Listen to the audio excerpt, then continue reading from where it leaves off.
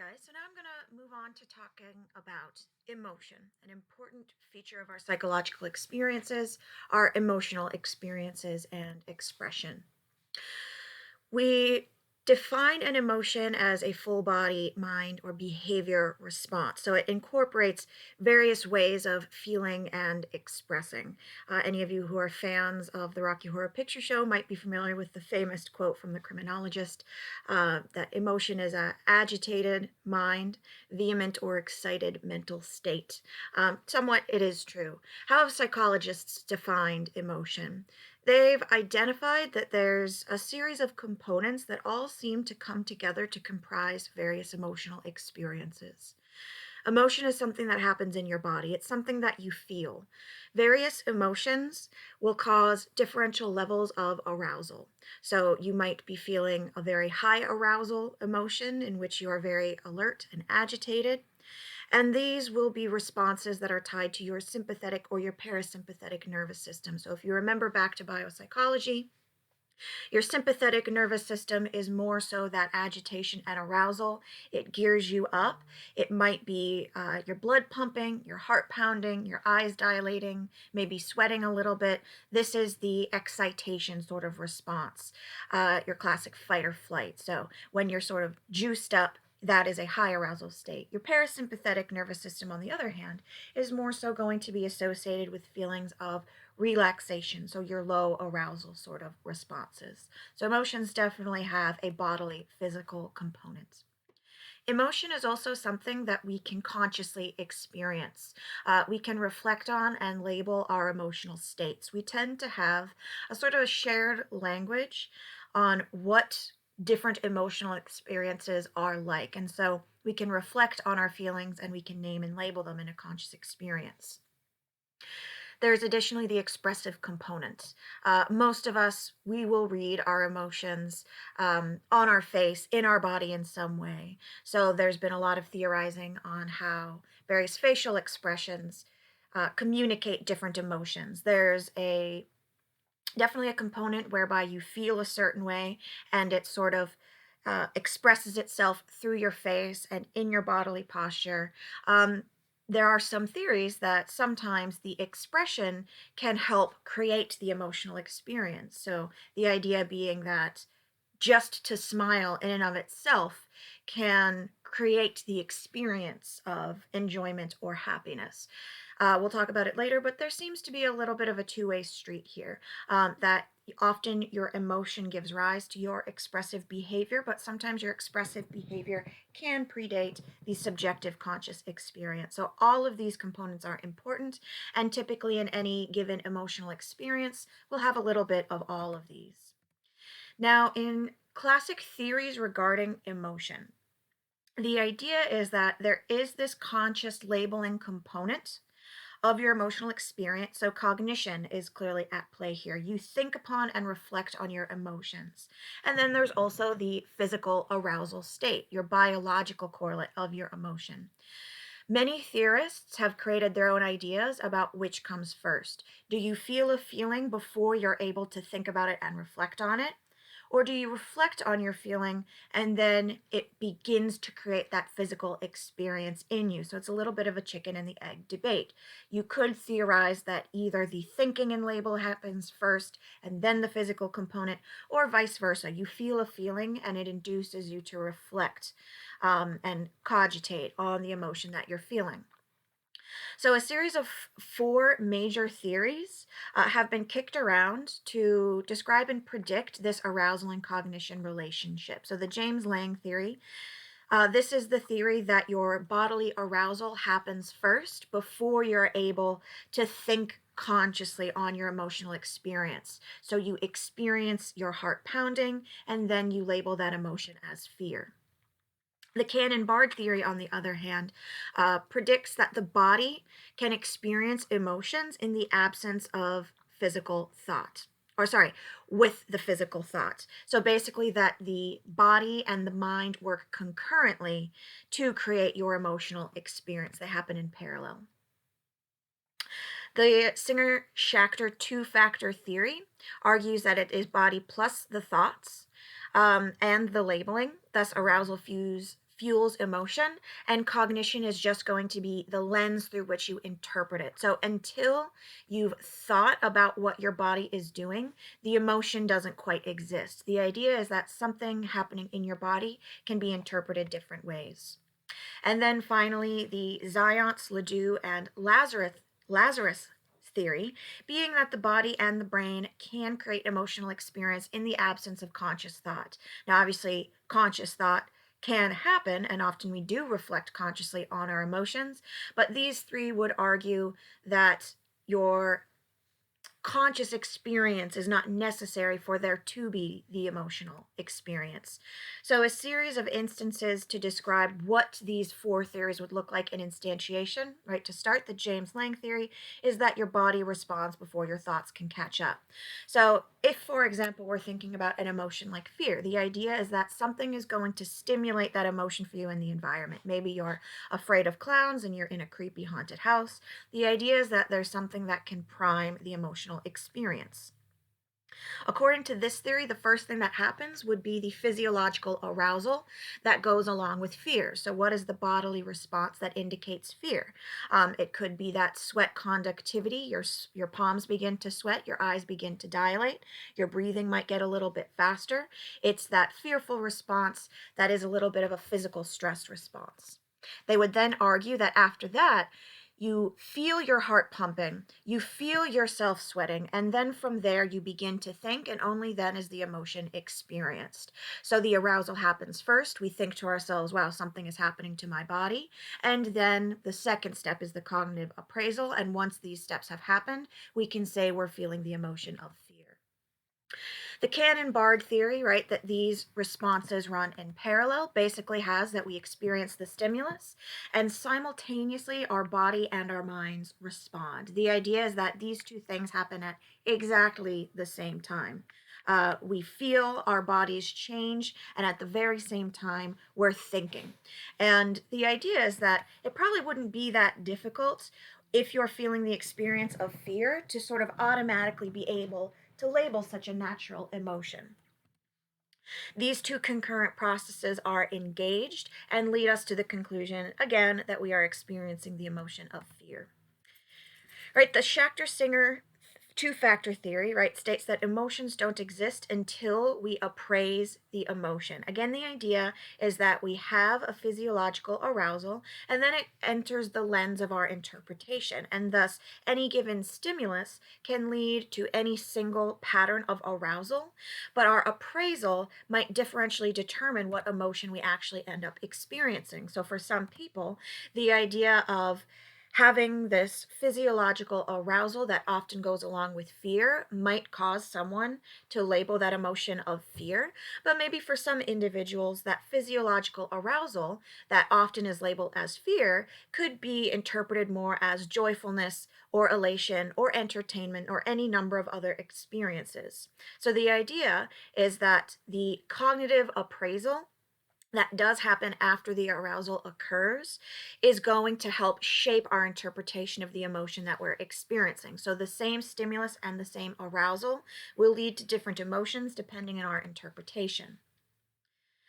So the two-factor theory, right? Emotions do not exist until we appraise or label it. This can lead to an interesting effect whereby emotional responses can spill over from one event to the next. So if you're sort of jacked up or juiced up after a really competitive sports game and you're in the crowd of a game from a team that you really care about, let's say I was at a Patriots game, if I was feeling really fired up, really juiced up, the idea is that that sort of arousal and alertness might lead me to then have a reaction to the subsequent event, and I'm bringing that emotional experience into the next event. So that's partially why perhaps when people are very aroused and agitated after a sports game, it's more likely that something like rioting might exist.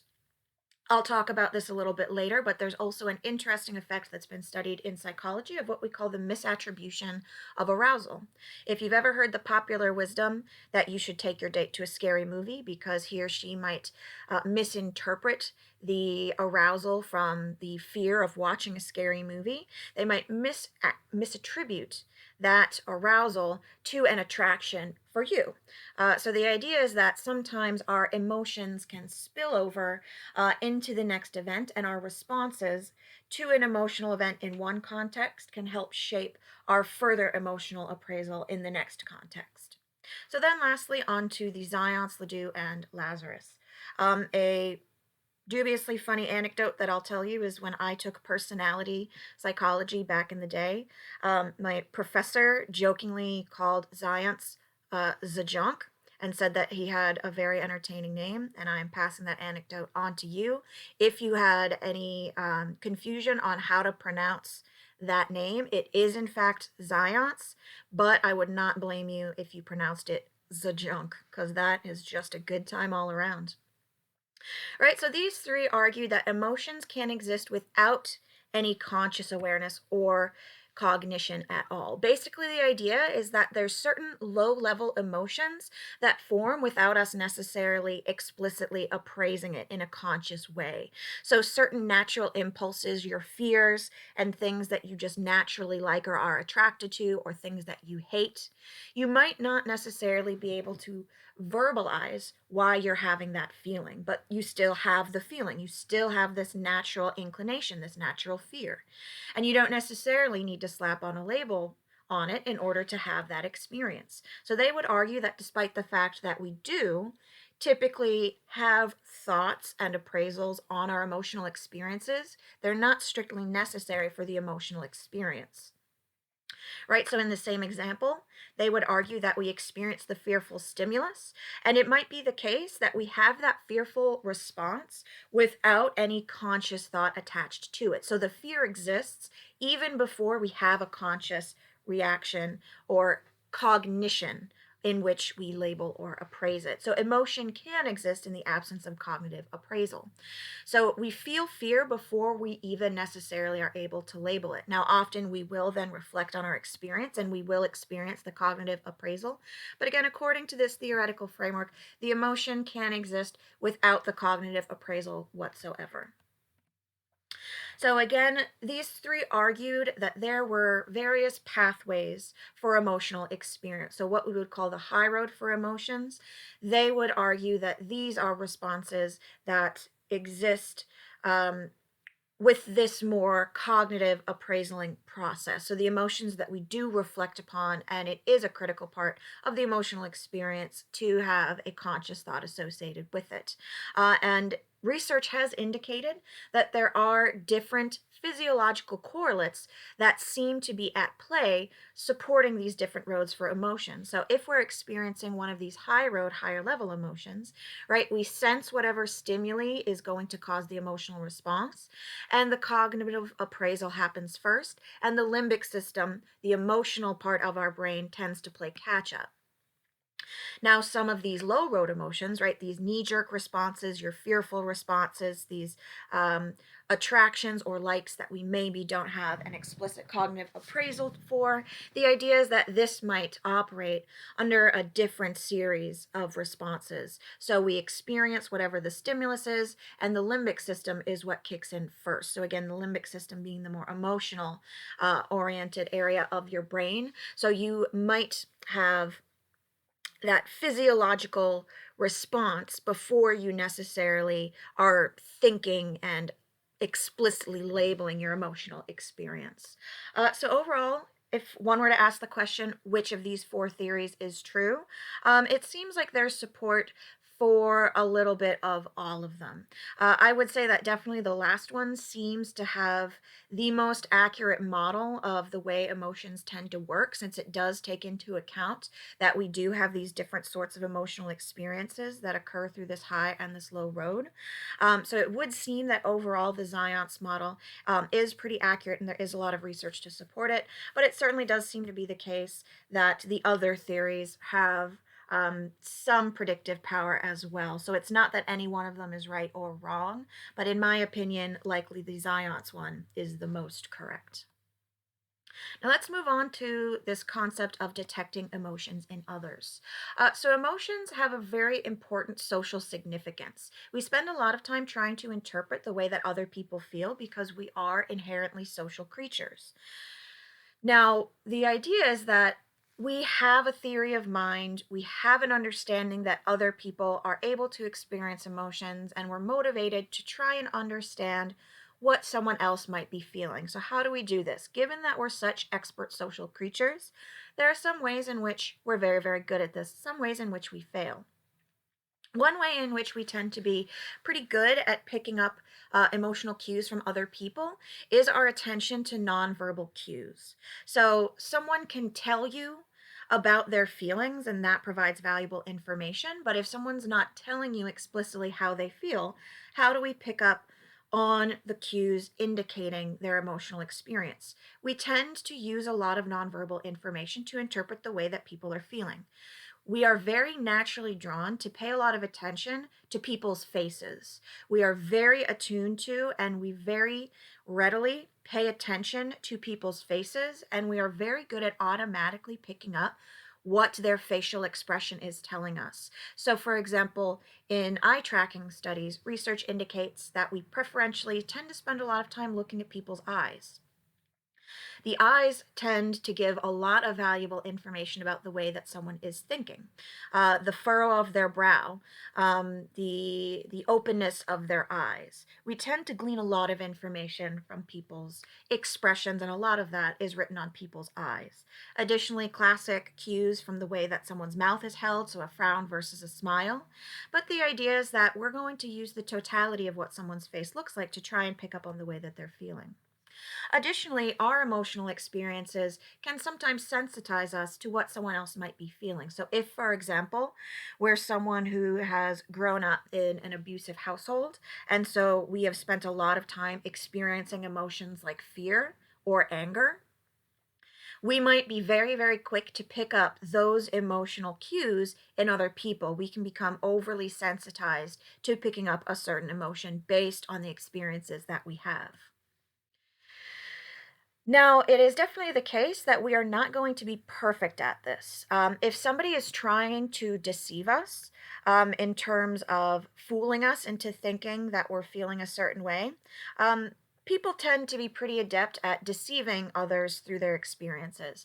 This has got to be a little bit of an individual difference, right? Some people are better at hiding their emotions than others. If you're feeling a certain way very strongly, for some of us, it can just be really hard to hide that, and we wear our emotions on our sleeves. But if we are trying to deceive someone, lie to someone, or hide the way that we're feeling, hide a truth about our experience, it is definitely the case that it is pretty easy to deceive others in terms of the expression that we're using. So, for example, we're pretty garbage lie detectors. People tend to be no better than chance at telling a lie that someone else might be speaking. So, let's watch a short clip and formulate your guess as to whether this individual in the video is telling a lie or telling the I truth. really like my friend because she's really funny and goofy, and I think it kind of brings out a better part of my personality at times. I really like how motivated he is. So he plays a sport, and he's just so ambitious and always trying to find new ways to better himself at the same thing, which I think is so interesting because I know how good can you get if you just practice the same thing. But it's kind of inspiring, makes me wanna find something as passion to be as passionate about as that, and just practice forever, I guess. Okay, so like I mentioned, most people um, tend to be no better than chance at this task, right? The answer is she lying? Yes or no? And you're going to try and formulate your answer based on the information that you're getting. So maybe you thought to yourself, well, she sort of stumbled over her words at a couple points, like maybe she seems nervous. The idea is that we're going to use that information to try and come to a conclusion about whether or not she's lying. So it tends to be the case that about 50% of people will say that she's lying and 50% will say that she's not. In this particular clip, she was not lying. So if you were trying to pick up on subtle clues and cues about her potentially lying because of the way that she was speaking or the way that she appeared to be feeling, we definitely are not particularly great lie detectors. And the famous polygraph lie detection test that is so common in sort of popular psychology and forensic psychology and in the media, it's additionally a quite garbage tool at lie detection. We at present really don't have any good solid way to figure out whether or not someone is being dishonest with us, because any of those clues that I mentioned about her potentially being nervous or stumbling over her words, that is just so open to interpretation, right? You might think to yourself, well, she's nervous because she's being filmed and she's in a weird scenario being filmed in a laboratory. By and large, despite the fact that we are good at perceiving emotions in certain contexts, lie detection is definitely not one of them. Smile detection, additionally, this is something that we are not necessarily great at, but it certainly does depend. So let's watch a series of videos of people smiling, and again, formulate your guess as to whether you think this person is genuinely smiling or fake smiling.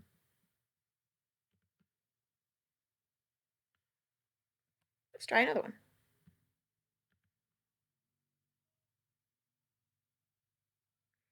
Okay, I don't know about you guys, but I personally thought the first guy looked like a faker and the second guy looked more genuine. They're in fact both fake smiling. So we're not great at telling whether or not someone is smiling genuinely. It does tend to be the case that genuine smiles do share some different features from your typical fake smile. It's like I mentioned earlier, the kind of information that we pay attention to on people's face is going to be their eyes and it's going to be their mouth. So, for example, if we watch this guy again, I would say it appeared a little bit more genuine because he was moving his eyes a little bit. The last guy did that too, but it was just a bit extra. So the eyes are really important in formulating a smile. And this is something that we tend to do naturally when we smile. A smile is a mouth position, but it's also a sort of a wrinkling around the eyes. So more genuine smiles, you tend to see that movement of the eyes. They call this a Duchenne smile. The idea is that if you want a smile to look genuine, you need to slightly squint your eyes and see a little bit of that wrinkling around the eyes, and that tends to indicate a slightly more genuine smile. So, given that we know that the smile is expressed through the mouth and through the eyes, we can use that information to basically come up with a more compelling fake smile.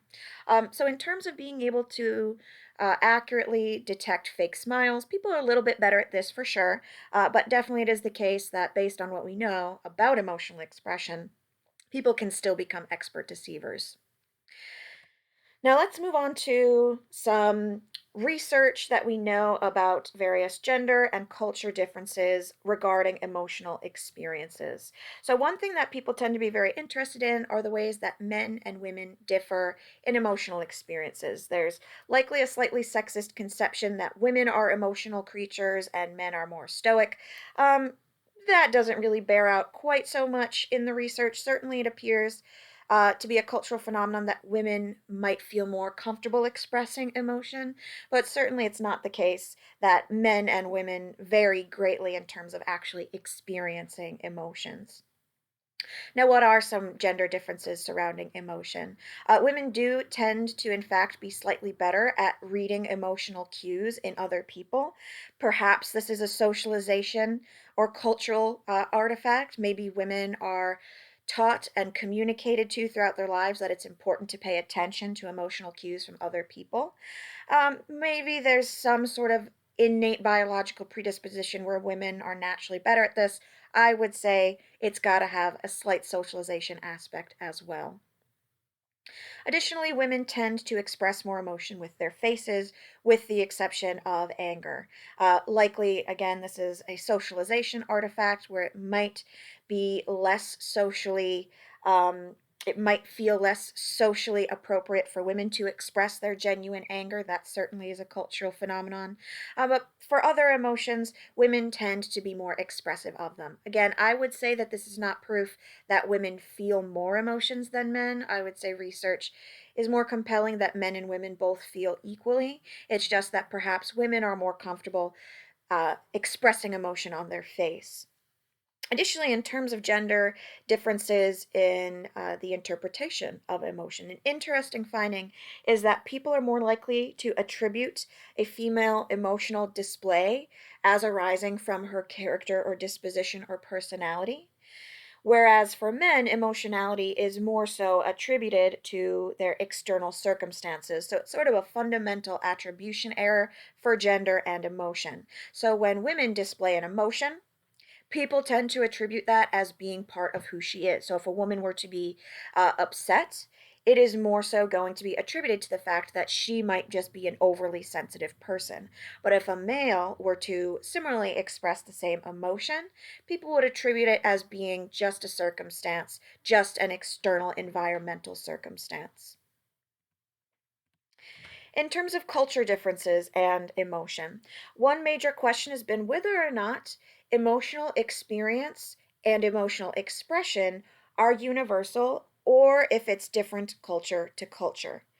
It certainly does seem to be the case that there are certain what we term primary emotions that do exist across all human cultures. There are certain emotions that, despite the fact that they're labeled something different in different languages, we're all able to experience, and there do tend to be some similarities in expression. So, some of the core primary universal emotions that have been identified, one is happiness. Culture to culture, we experience happiness, and happiness tends to look the same culture to culture. Smiling exists in all cultures. There might be some cultural differences in terms of how readily people smile or the way they smile, but a smile is a smile, and happiness does look the same culture to culture. The emotion of surprise, again, tends to be pretty universal and tends to look the same culture to culture. If someone is surprised, likely you're going to see their eyebrows raised and the mouth slightly open. Fear, again, this is something that exists culture to culture. There's a real core, almost biological component to the fearful response, and this tends to lead to a universal experience of fearful emotions. Fear is cross cultural, we can all experience fear, and again, our expression of fear tends to be pretty similar culture to culture. So, a furrowed brow, that's definitely going to indicate potentially a fearful response. Sadness, again, is definitely a universal emotion. Sadness, as indicated by crying. Again, that slightly furrowed brow, but you can just tell that there's something sad about his eyes and the way that his face looks, potentially a little bit of a frown to the mouth. Again, the extent to which people cry, again, there might be individual differences in your likelihood of crying, and there's likely to be cultural differences in how acceptable crying is viewed, but this is going to be your classic sad face. Anger, on the other hand, is going to be a little bit like that sad face, but a little bit more stern, a little bit more of that furrowed brow, but the mouth is a little bit more pursed. That tends to be what people look like when they're angry, again, culture to culture. Disgust is again a primary and universal emotion that we're all capable of feeling. And again, it's very biologically rooted. The idea that our disgust response is something that we sort of physically feel at its core. So you do tend to see disgust responses common in their expression culture to culture. So in particular, you notice how the nose is sort of pinched a little bit and you see those eyes furrow. The idea is that this is a common expression of disgust because it likely does have an adaptive evolutionary purpose. If we're in the presence of something disgusting, likely there's a smell to it, likely there's something visually disgusting, and that sort of a response is us sort of like retreating and trying not to allow the disgusting object to permeate our smells and get close to us. So there's sort of a natural adaptive reason the disgusted face looks the way that it does. Now, let's talk a little bit more about the idea of emotional triggers and some really interesting psychology phenomenon that have been identified on the ways that emotion can sort of be tricked. One is the previously alluded to facial feedback effect and the previously alluded to behavior feedback effect. So, when I mentioned earlier the idea being that your emotions can kind of spill over, this is what I'm talking about.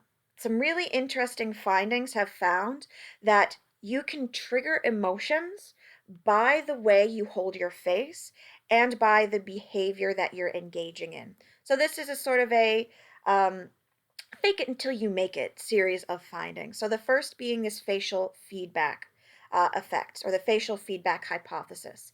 This is the idea that sometimes our facial expressions can trigger our emotional experience, right? So, typically you would think that you feel happiness and then you smile, or that you feel sad or angry and then you frown.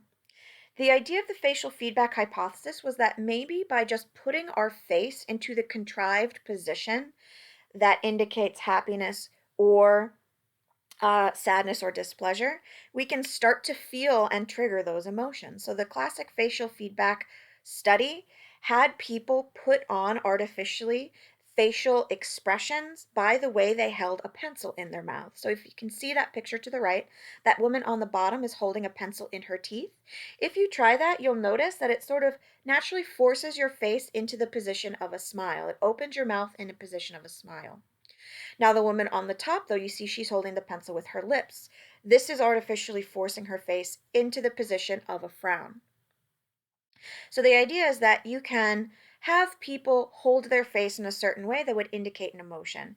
Now, some classic studies evaluating this hypothesis, for example, had individuals in the two facial position conditions then watch a cartoon or read a cartoon strip, and they evaluated the cartoon strip for how funny or entertaining it was.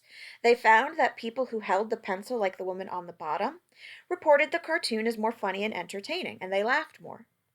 The basic idea is that, yes, a lot of the times your emotion happens and then your face will express that emotion for you. But if you just hold your mouth in the position of a smile, can it cause a feeling of happiness? The indication from this research is that yes, potentially you can.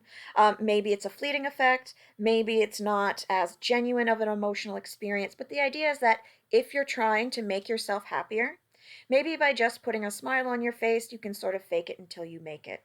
So, this is the basic idea that despite the fact that sometimes the emotional experience happens first and then we express the emotion, sometimes maybe we could put this process in reverse. Maybe we can put on the behavior or the facial expression associated with a certain emotion, and then from there, we'll start to experience that emotion for real.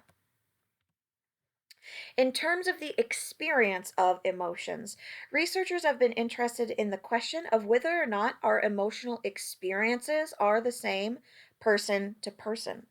Now, like I mentioned, there are certain primary and universal emotions.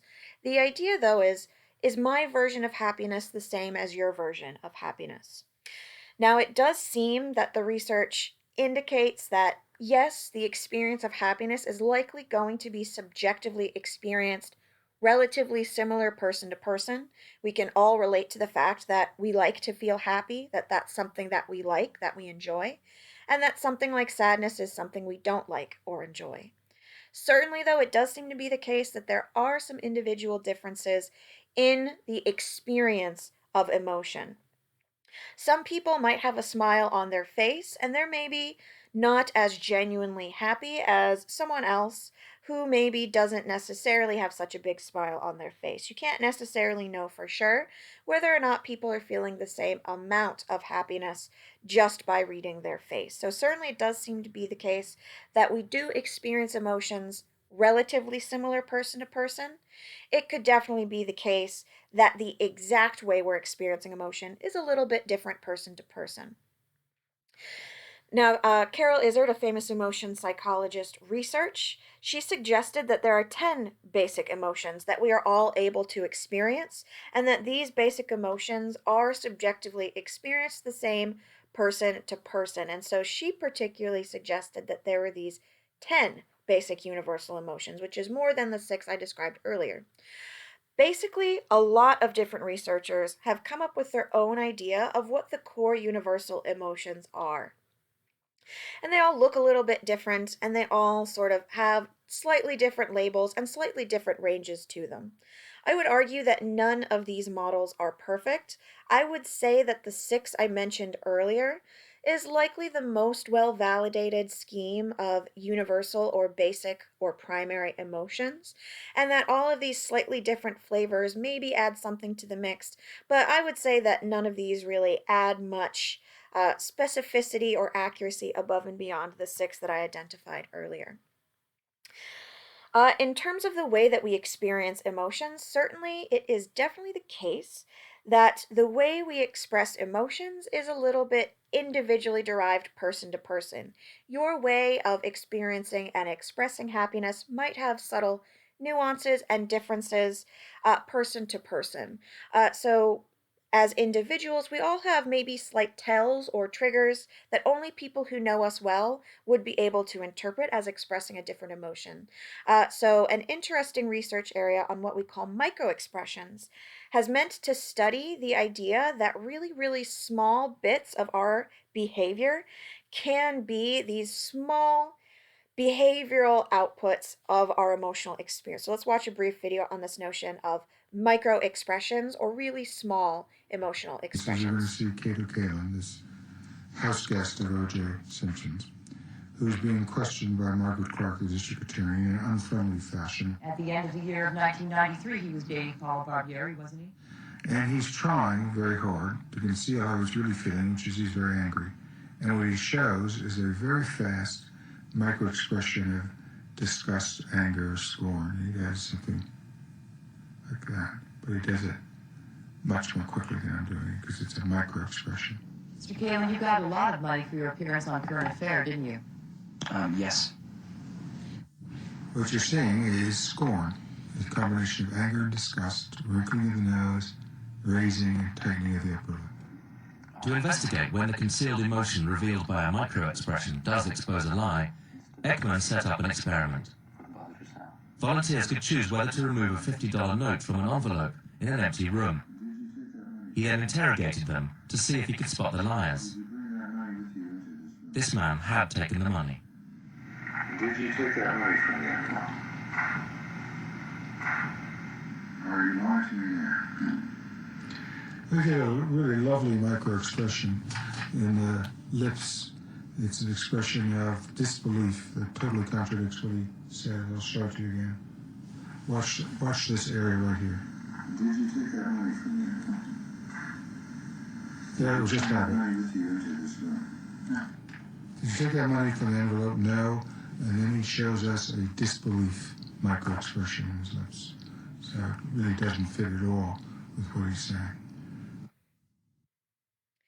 So, overall, research definitely indicates that we engage in these micro expressions. There are subtle tells and cues that we tend to have that indicate that we're feeling a certain way. I would argue, as opposed to Ekman, that these are not going to be sort of magic silver bullets that help you figure out whether or not someone is lying. Like I mentioned earlier, we by and large tend to be pretty bad at figuring out whether or not someone is lying. That's not to say, though, that we can't use micro expressions to help interpret the way that people are feeling. People do make these micro expressions, and at times they often are accurate representations of the way that someone feels. I would argue, though, that it's important to keep in mind that our experiences of emotion can subtly differ person to person. And likely we all have slightly different tells that we have that indicate that we are feeling a certain way. So I would say it certainly is the case that we are by and large pretty bad at telling whether or not the average stranger is lying or how a stranger feels. But if it's someone that you know very well and you've become accustomed to and recognize their micro expressions, I think it's a lot more likely that we'd be able to pick up on subtle cues that someone is feeling a certain way.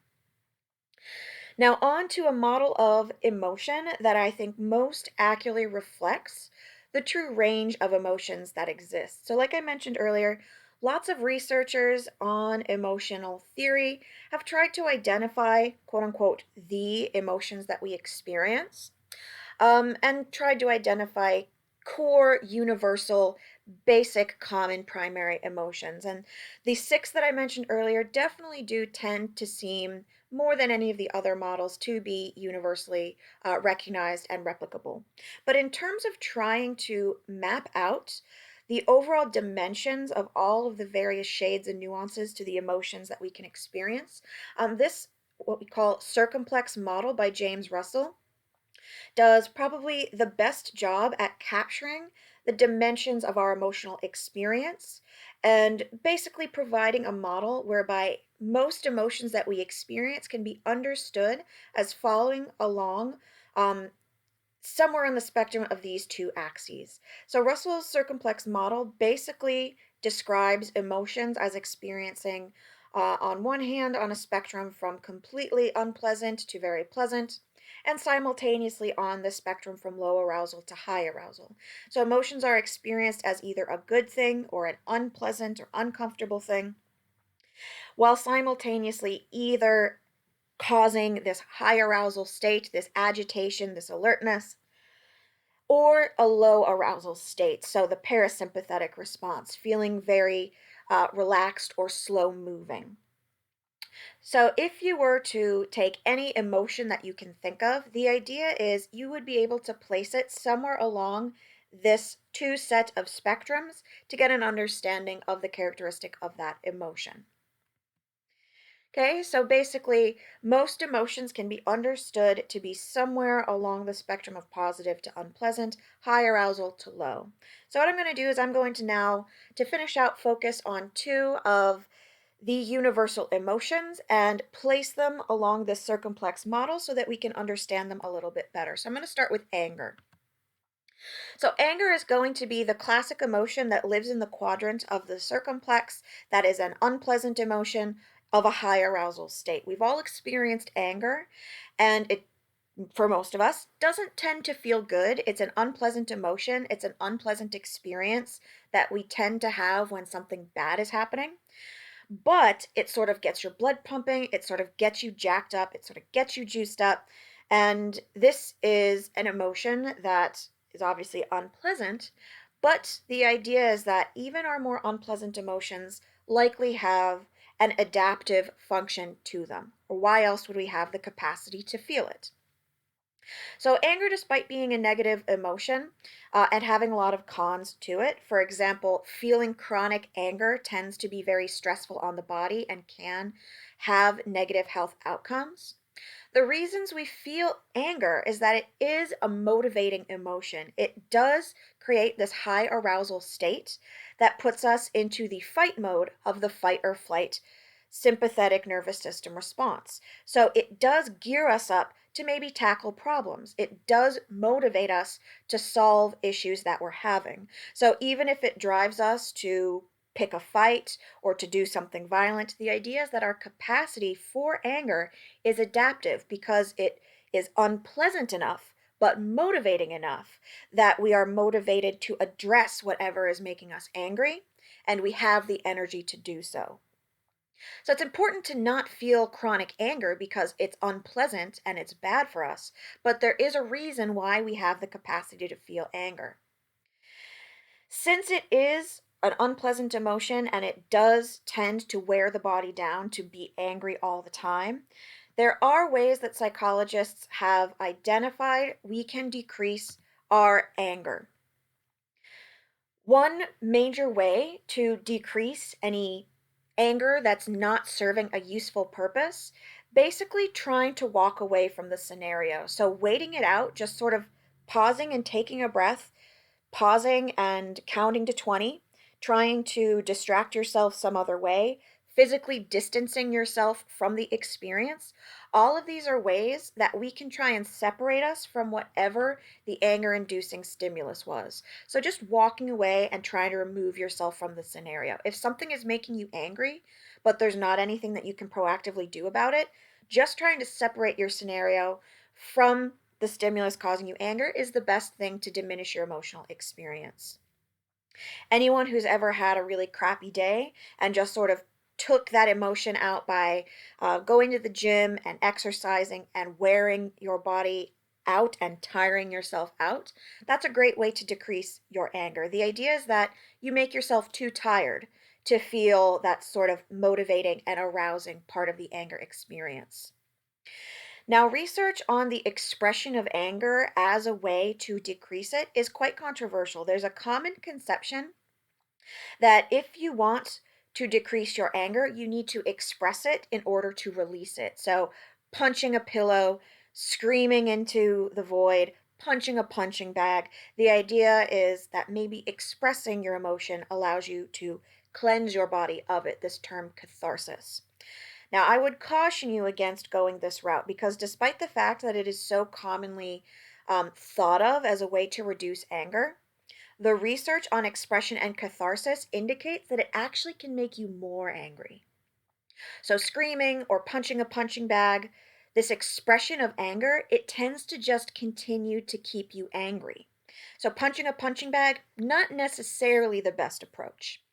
Now, what is a good approach is catharsis through expression.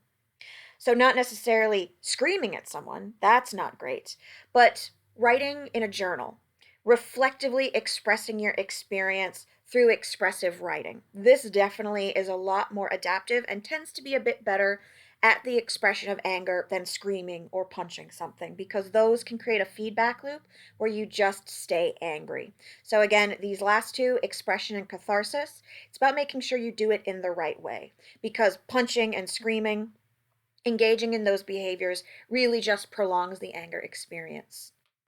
Now let's talk about the best emotion, likely, the emotion of happiness. This is basically the positive correlate of your anger experience. So we think of happiness as a more high arousal emotion. Yes, there are low arousal, pleasant emotions, feeling kind of relaxed. We think of happiness as probably a more joyous kind of experience. So happiness could be any range of emotions from pleasantly surprised to joyous or ecstatic, but these are emotions that tend to sort of juice us up and make us excited, but it's a positive experience. So, happiness is definitely an emotional mood, right? Sometimes we feel happier than other times. Sometimes something good happens and it puts us in a temporary mood and a sort of a unstable, meaning not consistent across time, happy mood, right? We've all been in happy moods and we've all been in crappy moods. It's additionally a cognitive filter through which we interpret the world. So if we're in a happy mood, we tend to be more positive people. We tend to be more forgiving in our interpretations of the world. We tend to have this sort of rosy filter through which we're interpreting the world in a slightly more optimistic light. So there's a mood component and there's a cognitive component. A really great field of psychology is what we term positive psychology. So, positive psychology is really all of the psychological research on the best things in life. So, inducing happiness in people. How do people achieve happiness? It also studies things like creativity and helping and altruism. So, positive psychology is very interested in happiness because, again, it's such an important and such a positive emotional experience. One of the great implications of happiness is what we call the feel good, do good phenomenon. So, we talked a lot about helping a couple classes ago. One of the most consistent findings on helping is that we help when we feel good. If we're in a good mood, we're more likely to donate money to charity. We're more likely to help someone else out. And this creates a really great feedback loop because we feel good when we help people. So, happiness is so important because if we feel happy, we're more likely to do good things and it's more likely to continue to make us feel happy. So, this gets people on a fantastic feedback loop where they feel good, they do good, and they feel even better. So, positive psych is very interested on how we can encourage people to be happy. Now, one thing that people often think is the key to happiness is money. Obviously, it makes sense. We're all motivated to get money. We need money to live, obviously, but money is just such a huge motivator. The idea is money the key to happiness? A lot of us likely feel happy when we have money and we can buy things that we want. That is undeniable. But is money really the key to long term happiness? Yes and no. Money is extremely important for well being. Being in extreme poverty is terrible for our happiness and well being. To struggle to pay the bills is an extreme source of stress. So, you do need enough money to live in order to be happy. So, everyone needs to have enough money to support themselves in order to open up the psychological capability to feel the emotion of happiness. Additional support for the idea that money is a factor in happiness is research indicating that people from richer countries tend to experience more happiness and well being than those from poor countries. Now, you might imagine that this correlation does not necessarily indicate that the money itself caused the happiness. Lots of other things are true about richer countries. It's more likely to be a country that's not struggling with war and violent conflict. There's likely to be a lot of other things that shape the experience of people from wealthier countries beyond just the presence of money that might contribute to well being. But all of that is to say is that this correlation certainly doesn't rule out money as an important contributor to well being. Research, otherwise, though, tends to seem to indicate that money above and beyond getting to a certain level of self subsistence does not tend to increase your overall happiness. So, overall, income and purchasing power in the United States has increased over the past century or so. But the amount of people who report being very happy has not changed. If it was just the money about living in the United States that made people in the United States relatively happy, people, as the United States grows wealthier, maybe should have been happier. I will caution that this effect should be interpreted through the lens of who exactly is benefiting from the increased wealth of the United States, right? It certainly does seem to be the case that rich people are getting richer and richer, and the average working class individual maybe hasn't benefited a ton from changing economic circumstances. So basically, interpret all these findings with a little bit of caution. But it certainly does seem to be the case that overall, the research indicates that it is important to have enough money to live, and that is an important factor in happiness. But once you reach a certain point, it seems like money doesn't really do much for you. Once you reach a certain point in which you can support yourself, accumulating more and more money doesn't tend to move happiness around a whole ton.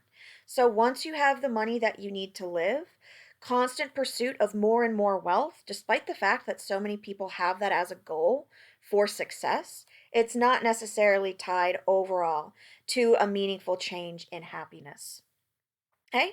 It certainly appears to be the case that other things that people can do in their lives past the point of self subsistence, there are other things that are more important for creating the psychological experience of happiness. So, yes, you need enough money to get by, but after that, it tends to be other things in people's lives that make them happy. Things like creating something in your life that you perceive as very meaningful, to feel like your life matters, to feel like you have purpose and significance. And we achieve that in a lot of different ways. So, personal growth, creative, meaningful work, personal relationships, intimate relationships, family, all of these things, positive psychology has identified as being a lot more likely to be the keys to happiness than money. Another phenomenon that's been identified to support the idea that it's not just money that contributes to your level of happiness is what we call the adaptation level phenomenon. The basic idea is that a lot of us basically have somewhat of a status quo or a set point that we consider normal.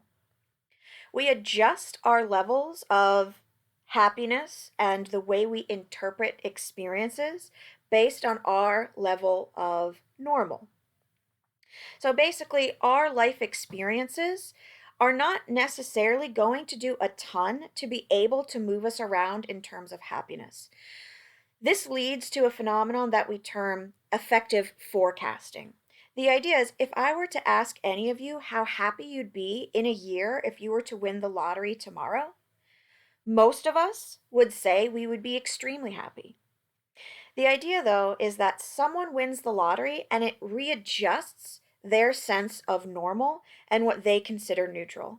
So, a year after you win the lottery, people tend to basically sort out their interpretations relative to their new living experience. So, the idea is that we evaluate how happy something is going to make us based on where we're living right now, not where we might be living in the future. So our life experiences don't actually do as much to change our level of happiness as we might think. So the other flip side of the affective forecasting phenomenon is that we often overestimate just how much negative life experiences are going to affect us, right? We overestimate how positive something like winning the lottery is, but we also overestimate just how negatively something like losing a limb is going to impact us, right? If we were to ask people how they feel in a year if they were to lose a limb tomorrow, most people say that they would be very, very sad and upset a year from now. We recalibrate, we readjust, we evaluate our experiences based on what's normal to us. So, life experiences that get thrown at us, we adjust to them. So, despite the fact that we tend to think that it's life experiences that greatly shape how happy we're going to be, it's just a bit of an adjustment, right? We're able to adjust to life experiences a lot more quickly than we would consider. This goes hand in hand with the research finding that there is a large genetic component for predispositional or characteristic happiness. It seems that most of us have a quite large genetic component to just how happy of a person we seem to be. Now, any of us can be in a happy mood when something good happens, and we can do certain things to try and move our level of happiness around. But most of us have a basic set point that's largely genetically predisposed. So most of us are either a happy person or an unhappy person, and we tend to have a set point that orients us to how happy we'll be. If you want to move your level of happiness around, though, the research does indicate that there's certain things that you can do to try and move around your set point. It's not going to be easy, but there are ways that you can try and make yourself a happier person. Like I mentioned, looking beyond money. Money is not, for most of us, going to be the key to happiness, right? You do need enough money to live, but not letting that be the sole contributor of your happiness or your self-concept is important. As I mentioned earlier, this facial feedback and behavioral feedback idea that sometimes we can express an emotion and begin to feel it, you can use that to your benefit. If you want to feel happier, try and fake it till you make it. Try and just forcing yourself to smile and behave in a way that looks happy, and eventually your emotions can rise to match the way that you're expressing yourself. Finding work or hobbies that engage things that you're good at, right? We all like to feel like we're good at things. So if you're good at something, go ahead and do that. Find activities and find work that hopefully engages the things that you know to be good at, because it makes us feel good to feel like we're good at things. Exercise and just moving physically, that's something that definitely can help snap us out of crappy moods. It can tire you out physically, and it can also just boost your serotonin, it can boost your endorphins, and there's definitely a hormonal and physiological component to happiness. Positive psychology has established that the number one factor in our psychological adjustment is our relationships, and we've talked about this important need to belong. Our relationships are the main thing that shapes how well adjusted and how happy we are. So focusing on relationships, focusing on being a really good partner to whoever you're in a relationship with, focusing on your friendships, making time to communicate with family, which I'm sure we're all making a priority at this particular moment in time, that's going to be the real key to happiness, to the extent that your happiness is within your own hands. Okay, so again, positive psychology has identified that despite the fact that happiness is partially genetic, you can do lots of things to try and make yourself a happier person. And happiness is a good thing. Happiness is a good experience. Happiness makes us more helpful people, and helping people makes us feel good. So we should do whatever we can to try and induce as much happiness in ourselves and in other people as we can, because that's what emotion is all about, right? Is just trying to create as good of an experience as possible. So focusing on the good ones. Okay, I'm going to leave it there. I hope you guys are all doing well, and I'll talk to you soon.